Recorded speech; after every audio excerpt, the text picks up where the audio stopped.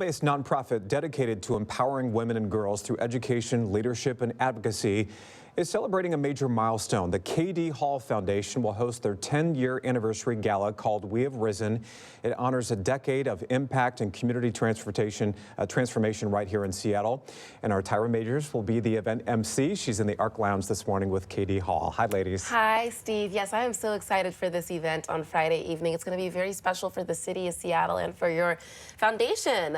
Welcome to the show. Thank you so much, Tyrah, for having me. I appreciate you. Absolutely, absolutely. Anytime. So for those who don't know about the KD Hall Foundation, reflecting on the past 10 years, what do you all do? What do you want people to know about what you're all about? Oh, Tyrah, the past 10 years, we really focus in on education, health advocacy for sickle cell anemia and other infectious diseases, and Girls on the Rise, which you know Girls on the Rise pretty well. We're very excited. We're an incubator for the workforce. That's what I like to say. We have graduated about 1,000 girls out of our Girls on the Rise program in 10 years, and 100 college women out of colleges. Even board members have received scholarships from us.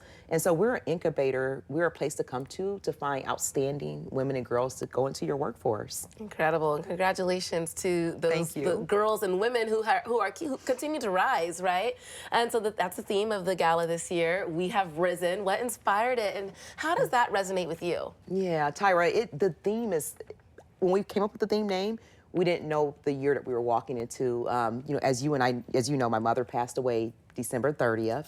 And so even when I just think about we have risen, it's like we have closed a chapter of KD Hall Foundation. We hit our 10 years, and we're now looking forward from year 10 to year 20. And when I think about we have risen, it just reminds me of these girls and these women and their families and the schools and even us. We've been through so much in the last 10 years, and we're still here. And I think that that's what we have risen means to me. Absolutely, and I'm sure your mother would be so proud of you, you know, really just paving the way for girls and women really everywhere. Yes. So your programs, you mentioned Girls on the Rise and your advocacy for sickle cell awareness, which you've come on the show to talk about that as well during Sickle Cell Awareness Month. How would you say those particular programs have evolved? Let's start with sickle cell awareness. Thank you so much. Sickle cell awareness has evolved so much. I mean, the CRISPR has come out last year, you know, nationally for individuals to have the cure, one of the cures to sickle cell. So that has evolved our work, even on the more of the herbal side of things, like the work that we use with KJ, my own daughter personally. We got some very positive results with her last doctor's visit, that she jumped 10% in her height. The height percentile, which is not normal for individuals living with sickle cell.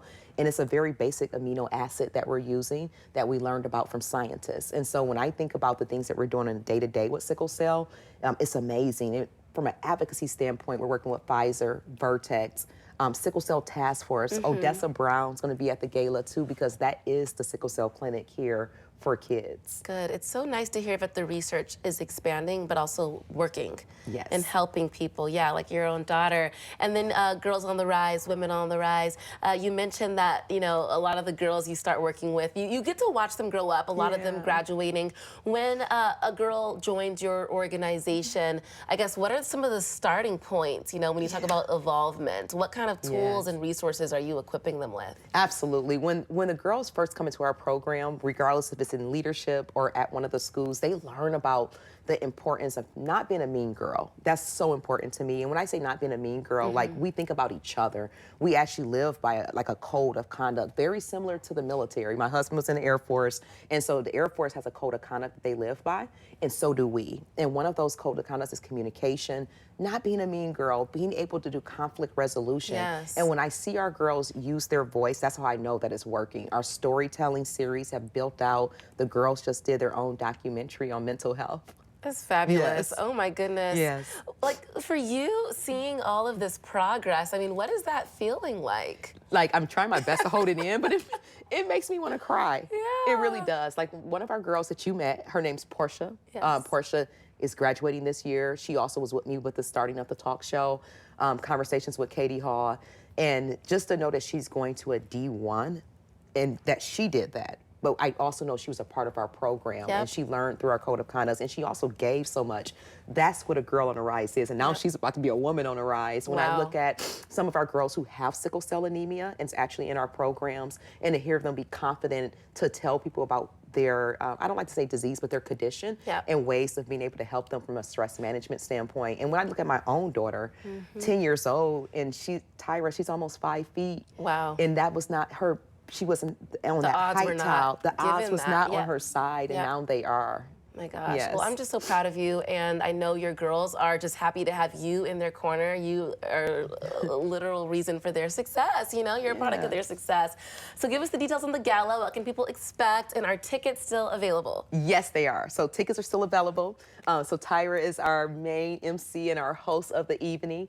It's at the Stimson Mansion, and tickets are available at katieHallFoundation.org, where they can go to get tickets. Tickets will close out on the 12th, so I would say get tickets as soon as possible. But to be honest with you, we're almost sold out. Okay. Something that's more important is if people wanted to still donate and they can't come, each girl is being paid a stipend that evening. Nice. And so you can even donate that way, and that helps the organization move forward as well. Perfect. Thank you so much for joining the show and Thank sharing you. all the details with us. And congratulations on your success and the success of your girls. It's just fabulous. Steve, just remarkable. I mean, to be creating so much change